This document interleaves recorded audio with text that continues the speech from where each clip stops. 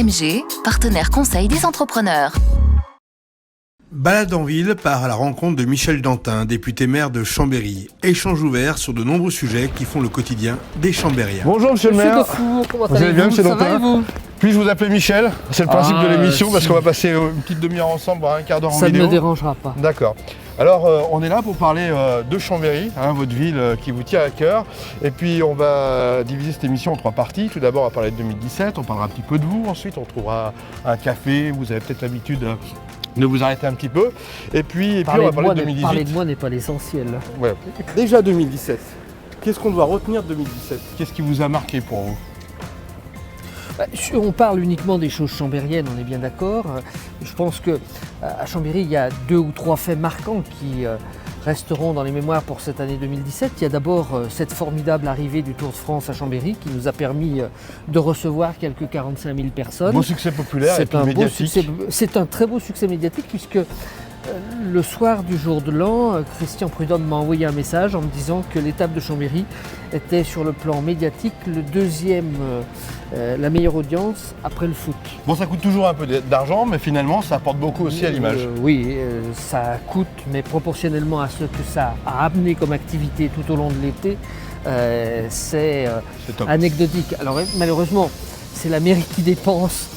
Et c'est l'activité économique, les commerçants, les hôteliers, etc. qui encaissent la recette, mais c'est la règle du jeu.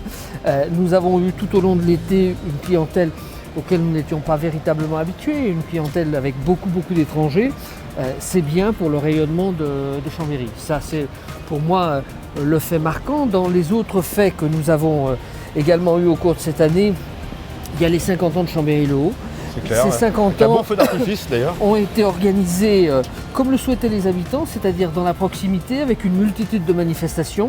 Et puis 2 manifestations plus marquantes. Effectivement, nous avons décidé de tirer notre feu d'artifice annuel du sommet d'une des tours de la rue du Mâconnais, qui lui a donné une vision sur toute la ville. Malheureusement, ce feu a été un peu perturbé par la pluie, mais ça restera un grand événement. Et puis l'autre grand événement, c'est d'avoir organisé le défilé du 14 juillet, non pas devant l'hôtel de ville, mais devant la mairie annexe de Chambéry-le-Haut. Pour beaucoup, ils n'avaient jamais vu un défilé militaire, jamais vu les troupes. Les observateurs aguerris ont été un peu frappés en voyant qu'au moment où des militaires étaient décorés, la foule s'est mise à applaudir. C'était un moment fort dans la vie de ce quartier. Et ce qui se passe à Chambéry-le-Haut, c'est forcément un moment fort pour toute la ville, puisque c'est l'un des quartiers majeurs de notre cité. Alors nous voilà sur la place des éléphants, c'est la grande symbolique de la capitale de la Savoie. Oui, je peux témoigner en tant que député européen que cette fontaine est bien connue dans toute l'Europe et qu'elle fait l'image de Chambéry. Alors je voudrais remercier l'équipe des commerçantes de la rue de Boine qui, pour la 2e fois, ont tenté l'opération d'habiller les éléphants. On avait eu on avait eu les maillots jaunes, les maillots à pois pendant le Tour de France. Ils avaient déjà eu beaucoup de mal à résister à l'épreuve de la rue. C'est un défilé de mode en fait. Voilà, les éléphants habillés pour Noël ont connu plusieurs déshabillages nocturnes. Bah écoutez, une ville, c'est de l'urbanisme, des moyens, etc. Mais c'est aussi la dynamique commerciale. Et cette dynamique commerciale, c'est pas la ville qui l'a fait. La dynamique commerciale, c'est bien évidemment les commerçants eux-mêmes. Pour revenir aux commerçants, oui, c'est vrai que c'est eux qui font la dynamique de la Madame ville. Bouvra. Ah bah si vous rencontrez. Je vous fais la Je présente bise. mes meilleurs vœux, une bonne santé. Ça va depuis l'année dernière? Oui, et Bon. puis je voulais surtout, j'en profite pour vous féliciter de tout ce que vous faites pour la ville de Chambéry. Merci. C'est un travail collectif. Oui, votre équipe, bien sûr, qui est toujours là. Et surtout, on a un maire qui adore sa ville, qui est motivé et qui est honnête Merci. et droit. Ça fait vraiment plaisir. Ah bah donc vous avez un fan club, moi j'imaginais pas. Je fais partie tomber. de son fan club. Et c'était pas prévu dans notre émission. Non. On est en train d'enregistrer une émission, Ah madame. bon, vous êtes qui alors? Ah bon, en Savoie News. Savoie News. Voilà. Et surtout, les gens sont contents des fleurs que vous mettez, la sécurité. Mettez des caméras, les gens apprécient. La vidéosurveillance. Vous savez, la monsieur le vidéosurveillance, c'est quand même ce qui a permis à la gendarmerie d'éclaircir le drame du soldat qui a été assassiné. maire. Oui, c'est ce que j'ai vu. C'est bien la vidéosurveillance de la ville qui permet de voir celui qui est accusé du crime et la victime Ouais. ensemble et qui permet ensuite de développer l'enquête, quoi. Ah oui, non, mais les gens apprécient. Continuez, parce que les échos que j'ai, et puis bon, le dynamisme. On va continuer. Les On va entreprises continuer. qui arrivent, continuez, monsieur le Merci, maire. à bientôt. Merci madame. Au revoir. Ah bah dites donc, vous en avez beaucoup de fans comme ça? Je ne sais pas si j'ai Pas beaucoup, une majorité parce que vous êtes élu, vous je allez sais me pas si dire. j'ai beaucoup de fans, mais en tout cas, Alors je rebondis sur ce que vient de dire la dame, sur la sécurité. C'est vrai que c'est votre cheval de bataille, c'est le cas dans beaucoup d'agglomérations, puisque aujourd'hui on pond des caméras de partout. Alors c'est débattu en positif, en négatif, mais finalement à chaque fois qu'il se passe quelque chose, j'ai l'impression qu'on vous demande des images. oui. Je ne sais pas si c'est mon cheval de bataille. En tout cas, c'est une demande très forte qui est exprimée par la population. Améliorer la sécurité, lutter contre la petite délinquance. Et effectivement, beaucoup pensent que le fait d'installer une caméra, c'est une solution. Non, c'est un moyen. Il faut, avec des compléments, il faut notamment des hommes sur le terrain. Et puis, il faut aussi un certain nombre d'aménagements qui soient soit dissuasifs, soit préventifs. Donc la sécurité, c'est un tout. C'est aussi la parfaite coordination avec le préfet, les services de police et le procureur de la République. On reviendra sur la sécurité tout à l'heure parce que vous allez nous inviter, je crois, dans ce nouveau centre On va visiter de le CSU, supervision. oui, tout à fait. On est sur le boulevard de la Colonne. Alors là, on est au cœur de la place. C'est vraiment la métamorphose, hein. On a une vue totale sur la mairie, une belle symbolique. Et c'est un boulevard qui a quand même fait parler de lui. Les bus qui sont partis, les arbres qui ont failli être coupés, mais finalement on ne les avait pas coupés. Et puis aujourd'hui, on en voit à l'embellie. Oui, le boulevard, il a déjà fait couler beaucoup d'encre et je pense qu'il en fera encore couler beaucoup en 2018. Bon, on avait pris un engagement, c'était une demande des riverains, notamment sur les questions de sécurité et autres, d'enlever ces bus du boulevard de la Colonne. Septembre 2016, on l'a fait. Nous avions un projet d'aménagement. Ce projet d'aménagement a été l'objet de beaucoup de polémiques, de beaucoup de discussions. Nous venons d'avoir connaissance du rapport de l'ONF qui confirme que ces arbres sont en mauvais état, que pour des arbres qui auraient 150 ans, ils n'ont pas une croissance normale, il n'y a qu'à voir la largeur du tronc. De fait, il y a les abris anti-aériens, là, au milieu, qui ont coupé les racines en 1939. Et puis de part et d'autre, il y a des grands collecteurs qui ont été installés au cours des 30 dernières années, qui ont également coupé le système racinaire. Donc ces arbres présentent un danger. Nous déciderons dans les prochaines semaines ce que sera le parti d'aménagement. Il ne s'agit pas pour moi de détruire la logique du boulevard. Il s'agit de réaménager ce boulevard en toute sécurité. De toute façon, il reste un poumon de la ville, ce boulevard de la Colonne. Le boulevard, c'est le lieu de déambulation qui a sa continuité avec le Vernet. C'est aussi l'image de Chambéry avec les éléphants. Allez, on parlait de sécurité tout à l'heure. J'aimerais bien visiter ce centre de supervision dont on a beaucoup parlé ces derniers temps. On y va? Eh bien allez, on va vous faire rentrer dans ce lieu qui est un peu sécurisé. C'est un privilège, hein, grâce à vous. Bon, Michel Allez. Dantin, nous voici arrivés à la police municipale. Je me souviens de cet endroit, ça a été un resto rapide, ça a été cinéma. un cinéma aussi. Voilà. Les choses évoluent, quoi. Eh bien là où c'était un cinéma, c'est désormais un centre de supervision, effectivement. Toujours de la vidéo, finalement. Oui, mais attends, là. Il y a du monde, hein. Bonjour, vous allez bien depuis l'année dernière? Bonne année. Alors, on va faire une intrusion rapide, hein, puisque c'est un lieu top secret.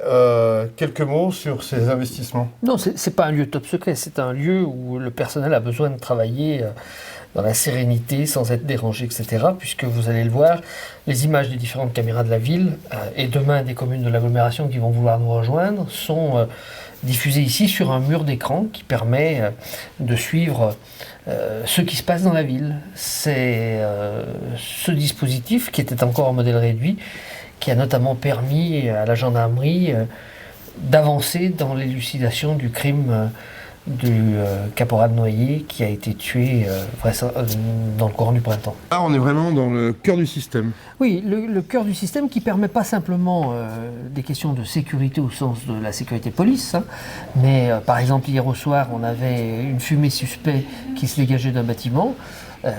C'est le centre de vidéosurveillance qui l'a vu. Nous avons par exemple des bris. Il y a eu un accident de la circulation l'autre jour. C'est le centre de vidéo qui a alerté les pompiers en premier.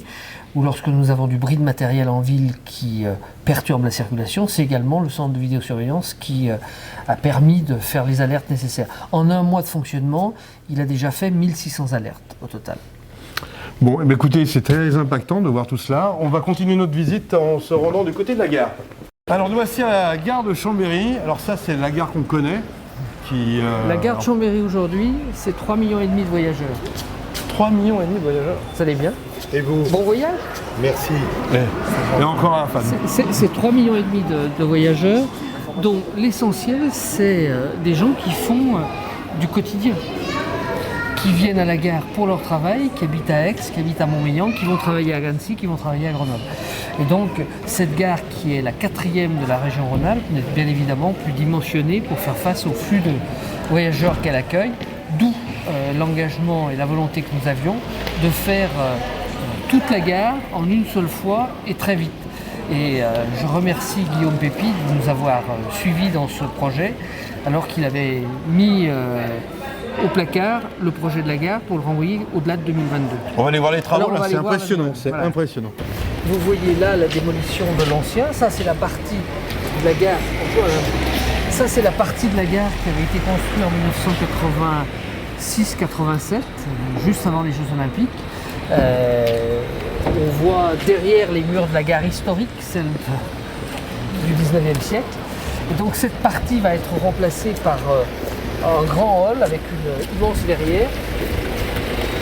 Cette partie est construite par la SNCF. L'entrée de la gare se fera sous la passerelle.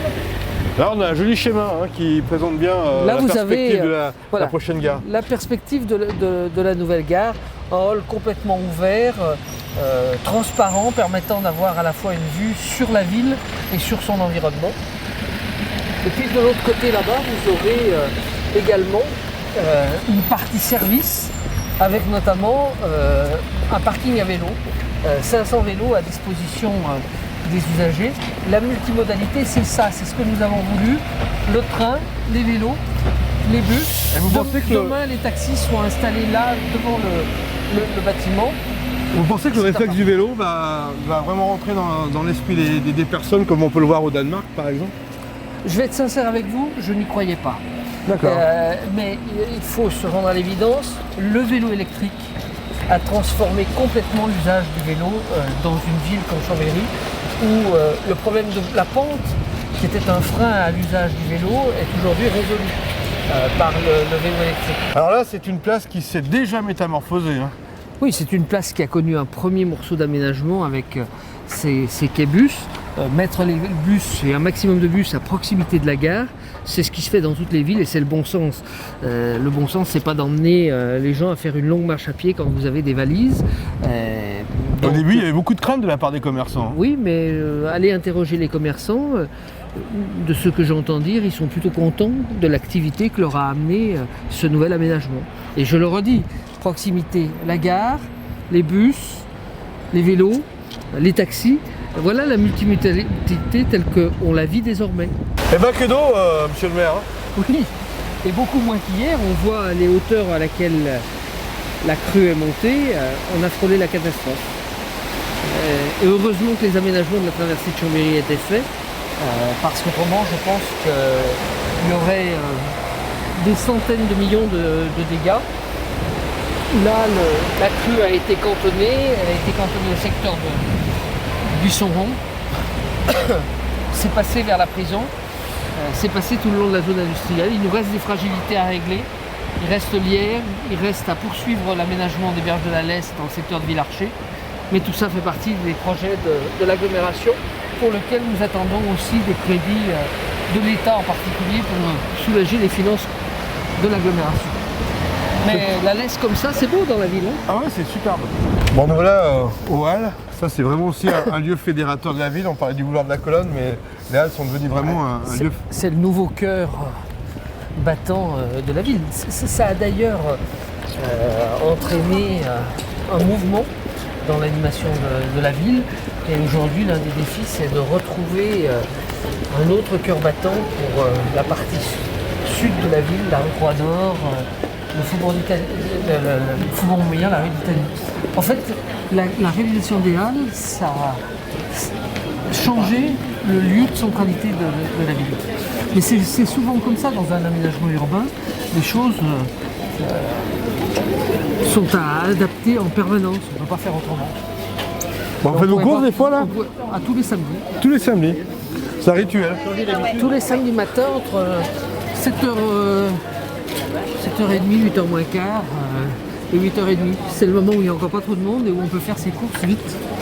Bon, alors, on va boire un petit café. Allez, on va boire un café, oui. Bon, bah finalement, on a changé d'avis. Du bière, on passe à la bière. Non, du café, on est passé à la bière. Ah oui, d'accord. Vu l'heure, il vaut mieux faire la bière, à mon avis, à ce heure-là. Bon, bah, À la vôtre, hein, et bonne Merci. année. Hein. Bonne année. On en profite pour adresser les vœux peut-être aux personnes, aux internautes qui nous regardent. Oui, il faut souhaiter à chacune et à chacun le meilleur de ce qu'ils souhaitent. Je pense que tous pensent d'abord à la santé, parce que quand on a la santé, on est apte à faire tout le reste.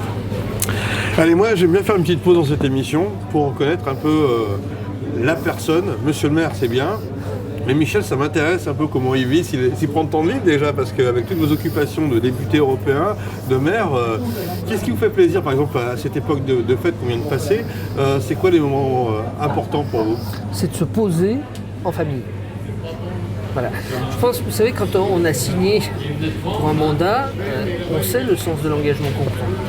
Et on sait qu'on va sacrifier sa vie privée à l'engagement public pendant la durée d'un mandat. Moi, je n'estime pas que j'ai lieu de me plaindre. Ça fait partie, ça fait partie des engagements pris vis-à-vis des Chambériens. Ce qui me manque le plus, depuis que je suis maire, c'est que j'ai vraiment peu de temps pour moi et j'ai notamment peu de temps de faire du vélo. Ah, vous étiez un J'ai fait, cycliste, fait tout l'école des Alpes, vous êtes incollable. sans exception. Combien de bornes par an? Je faisais 2500 bornes par an. Ah, respect. Voilà. Et ça c'est vrai que depuis que je suis maire, ça se limite à quelques dizaines de kilomètres par an, quoi. Alors, une question, quelles sont vos valeurs? Moi, je suis d'abord un humaniste. Je crois profondément en l'homme et j'attache beaucoup d'importance à l'éducation et à l'éducation pour tous. Moi, j'ai beaucoup d'admiration pour ces gens qui sont capables, éducateurs sportifs, éducateurs sociaux, enseignants, qui sont capables d'aller chercher chez des jeunes dits en perdition ce qu'ils ont de meilleur au fond d'eux-mêmes pour les raccrocher et en faire des hommes debout. C'est des gens qu'on met rarement en évidence et pourtant, sans eux, il y aurait beaucoup plus de cassés de la vie. C'est aussi le sens de mon engagement à la Fondation du Bocage, par exemple. Éducation, construction de l'individu. Voilà, c'est un engagement qui pour moi remonte à 1983. Je suis président du Bocage depuis 2001 et là on est dans le dur. C'est quelqu'un qui voyageait beaucoup, qui avait le temps, en dehors de vos déplacements de député européen, de vivre cette belle planète? Non. Pas du tout, ça vous intéresse pas? Non, c'est pas que ça m'intéresse pas, c'est que On va tout faire. on peut pas tout faire, quoi. J'ai fait le choix de garder le mandat de député européen pour l'ouverture D'accord. et de rajouter cet engagement local à la mairie qui appelle la proximité. Pour moi, l'un des mandats est au service de l'autre. C'est-à-dire que le mandat européen me permet d'amener des choses, des visions à Chambéry que je n'aurais pas si j'étais que maire. Et le mandat de maire me permet d'ancrer le mandat de député européen dans la réalité. Vous savez, je vois un certain nombre de collègues d'autres pays où il n'y a plus de cumul de mandat depuis très longtemps. Ils vivent à Bruxelles en permanence. Et on voit bien que dans le sens des réalités, des fois les choses évoluent un petit peu, quoi. Donc voilà, non, moi, mes deux mandats me laissent, 3 heures le dimanche après-midi à moi. Et ces 3 heures, on en fait quoi? On se promène dans la ville, on On trouve fait son jardin. Ah, vous avez un jardin? Oui. Et ça pousse là avec les intempéries, ça peut être facile. Oui, je fais tous mes légumes. Il faut être régulier là, il faut être très rigoureux. Enfin, vous l'êtes déjà dans vos affaires. Je fais tous mes légumes, des pommes de terre aux tomates, des carottes aux poireaux, des cardons aux blettes. Voilà, ça c'est... Là, vous déléguez pas là? Là, je délègue pas. Non. C'est aussi l'endroit, le moment où je me vide la tête. C'est important. Vous savez, Jean Blanc, qui a été sénateur de la Savoie, qui était lui-même un maraîcher, disait que s'il était solide le reste de la journée, c'est parce qu'à 5h du matin, il parlait de ses poireaux. Il y a une part de vérité. Bon, bah écoutez, on va trinquer à la santé des Chambériens et des Savoyards. À la vôtre. Savoie News et de Chambéry Actu. Merci. Ah tiens, va voir si j'ai un PV, parce que chez vous, c'est très tendance les non, PV. vous ne verrez pas si vous avez un PV. Comment ça? Alors parlez-moi de cette polémique du PV et du stationnement. Ouais, alors ces PV là, c'est vraiment un débat du moment. Oui, c'est l'actualité puisque la loi a été changée il y a 2 ans, je crois, et elle s'applique depuis le 1er janvier. Donc désormais, si vous n'avez pas payé votre parc-mètre, vous payez le montant d'une présence toute la journée dans la dite zone. Alors on peut parler des places de stationnement parce que je sais que vous avez changé les gérants de ces places qu'on appelle un peu moins. Oui, le délégataire. Le délégataire des places de stationnement ont changé. On a passé un nouveau contrat. Ouais. Et ce nouveau contrat prévoit la création dans les 3 ans qui viennent de 1000 places supplémentaires, 500 places à l'angle du boulevard de l'Esmin et du quai Charles Ravet. Les travaux devraient démarrer dans les jours qui viennent pour une livraison fin de cette année, début de l'année 2019. Et puis l'autre parking de 500 places également, il prendra place de l'autre côté de la passerelle de la gare qu'on a vu tout à l'heure. Comment ça se finance tout ça? Début du chantier mai 2019, livraison juillet 2020. Tiens, on passe devant la future piscine. Oui, début des travaux cette année. On a posé la première pierre il y a quelques jours. C'est une livraison automne 2019. C'était absolument indispensable puisque notre vieille piscine de Buisson est complètement saturée et que même quand on aura réalisé celle-ci, on n'arrivera pas à satisfaire l'ensemble des besoins de la population, notamment les besoins des scolaires, les besoins des clubs. En parlant de club, on est juste à côté du stade municipal qui aussi va bénéficier d'un petit toilettage, c'est pas fini. Et ça me fait penser aux clubs référents de la ville, il y en a de nombreux, il n'y a pas que, mais... Alors, on a 3 clubs en particulier qui sont dans l'élite. Le hand qui est en Coupe d'Europe, le rugby qui ambitionne la D2, la Pro D2, et puis le hockey qui a fait également des progrès significatifs ces dernières années et qui est aussi en 2e division. Ça montre d'ailleurs la dynamique sportive de la ville.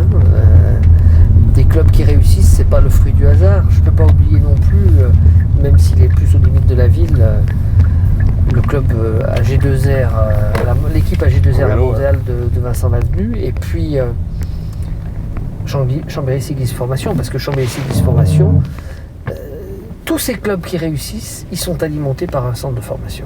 Parce qu'on n'a pas les moyens de se payer des grands joueurs. Donc c'est en fait un travail de longue haleine qui paye. Je rappelle souvent aux gens que la réussite du hand, c'est au départ le sport-études de Chambéry de Louermont. Ça, c'est un autre aménagement qui est en cours. On va ramener ici sur l'ancien stade. On est sur le stade de Magère et le stade des prisons.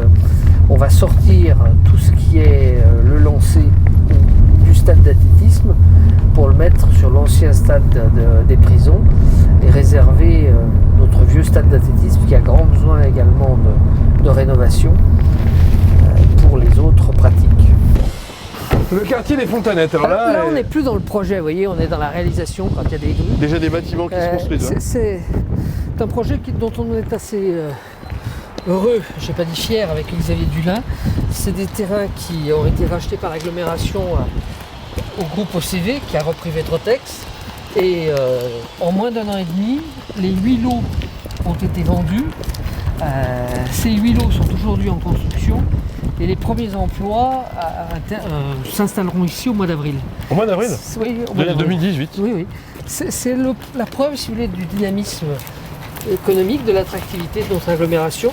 Donc en avril 2018, ici, démarrage des activités. Les premiers emplois seront dans le premier bloc industriel. Vous voyez, ça sort de terre quand même. À terme, fin de l'année 2019, on devrait avoir 70 emplois et les entreprises qui viennent s'implanter là ont au total projet de faire vivre 250 emplois. Nous allons devoir faire très vite la deuxième tranche. Il y a un besoin pour des petites entreprises innovantes. C'est pas simplement du confort, c'est des entreprises qui ont des projets d'agrandissement qui viennent s'installer ici à Fontanettes. Chambéry-le-Haut, 5 minutes d'arrêt. Voilà, on est dans le secteur du quartier des Combes. C'est un secteur qui va connaître des transformations cette année, avec notamment la réouverture de cette grande surface. Nous sommes enfin arrivés à nous rendre maître des lieux. Ça va ? Ça va, Meilleurs vœux, hein ? de même. On est arrivé à trouver un preneur. Et donc, dans quelques semaines, ce magasin alimentaire, qui est tant attendu par les habitants du quartier, va pouvoir rouvrir.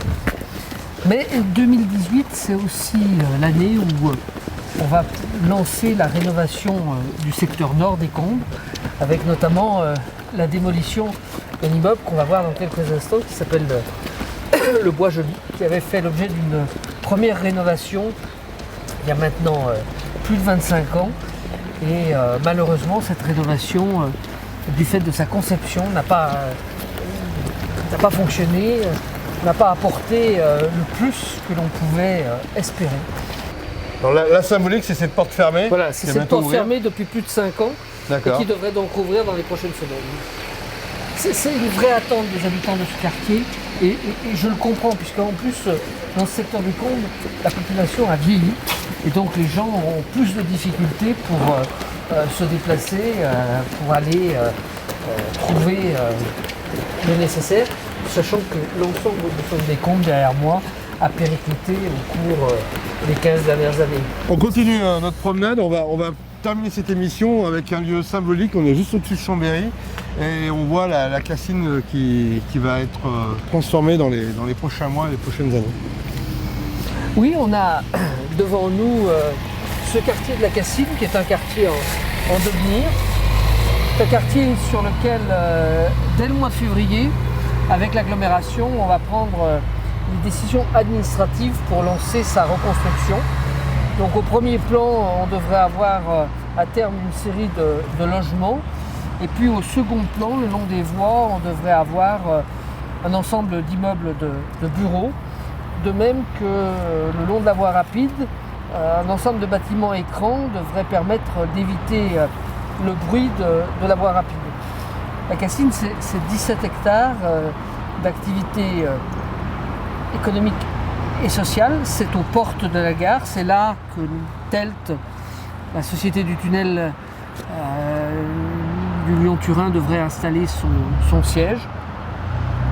La Cassine, c'est un emplacement rêvé, bordure de la voie ferrée, bordure de la voie rapide. Très stratégique pour les entreprises. Beaucoup d'entreprises et de grandes entreprises sont intéressées pour venir installer dans ce site leur entité névralgique pour la région Alpes, puisque nous sommes à mi-distance de Grenoble et d'Annecy. Et puis au second plan, on voit ce qui reste des usines Vetrotex. Et donc nous aurons dès cette année un premier lot d'immeubles d'habitation qui devrait démarrer. 2018, dans d'autres quartiers, ça sera d'autres projets. Avenue des François, par exemple, le démarrage d'une nouvelle crèche. Et puis Bellevue, ce quartier HBM, premier quartier HLM de Chambéry dans les années 30, qui n'a jamais connu de rénovation de fond, et pour lequel, dès le mois de juillet, 3 premiers immeubles devraient faire l'objet de leur rénovation. D'ici, on voit bien le cadre merveilleux dans lequel se développe notre ville. Je pense que nous avons, que nous l'ayons choisi ou pas, beaucoup de chance d'être chambériens. En tout cas, c'est une belle perspective pour terminer cette émission, de cette rencontre. Merci Michel Dantin de nous avoir accordé du temps. Merci. Bonne année, bonne santé, parce que ça va santé on peut rien faire. Et puis nous, spectateurs également. On continue notre visite à travers les territoires savoyards. À bientôt. Merci, à bientôt. MG, partenaire conseil des entrepreneurs.